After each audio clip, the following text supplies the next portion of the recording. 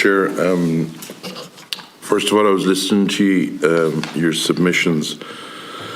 A couple of things springs to mind. I noted you stated that 30% of the fishing area is going to be under pressure with new regulation or designation. Is that the NRL you're talking about, the nature restoration law? Separate again. And where do you fit in the nature restoration law if you look at that?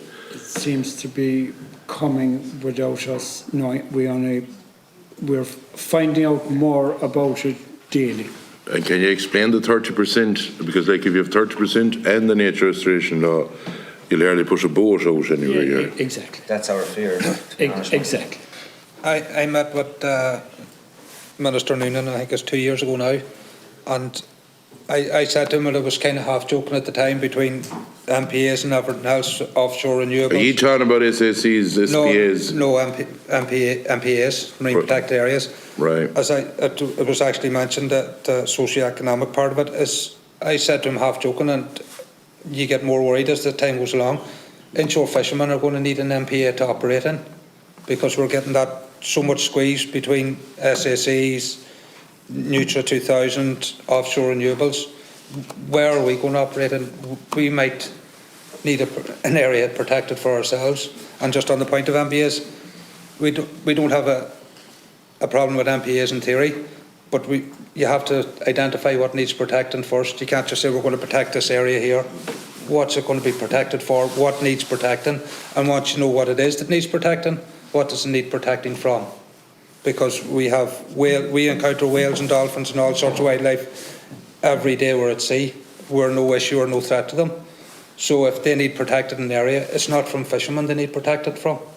So it's very important that there's proper engagement and fishermen are listened to when these MPAs are being in. The one thing I would advise you do, and I'm no expert on fishing, so I'm not going to go claiming something I'm not, but I would have followed the nature restoration law. In the next month it's going to be voted on, brought in Brussels.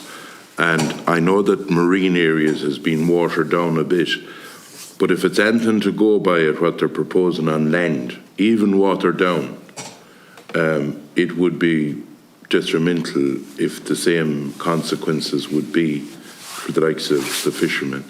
So I would advise you to be fairly watchful on that, because like we're even getting parts of it now when you get legal advice, that any MEP that votes for it next week will be a traitor to this country, in my opinion, because there's even parts of it now that will show you that on designated areas you will be forced to re-wet if you go through all the different parts of it. Everyone was talking about Article 9 for fishing, for marine and for land, but Article 4.1 and 4.2 and part of 56 is going to catch everything, and that's on legal advice that we've got. So I would advise you watch that. On the other thing, ye talked about, and I was listening to you on the, is it bluefin? Bluefin tuna, yeah. Are you saying, did I pick you up right in saying that boats can come in from other country and park off, be it Donegal or down south or wherever? Well, they come to the edge of the 200-mile limit, the territorial limit. And they fish, you can see it online, you can follow the territorial line. And ye can it? No, we can't.